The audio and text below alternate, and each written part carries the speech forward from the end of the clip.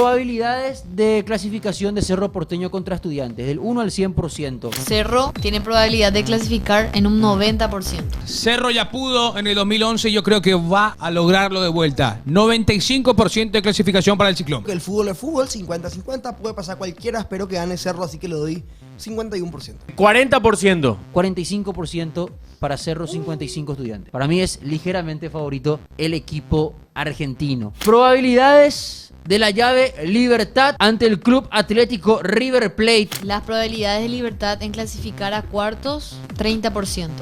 50-50. River 99,9,999. River tiene el 100%.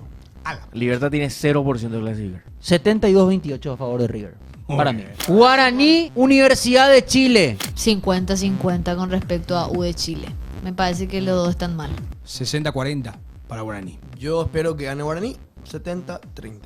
Para mí hay un 55% para Guaraní, 45% para la U de Chile. 60 para U de Chile, 40 para Guaraní.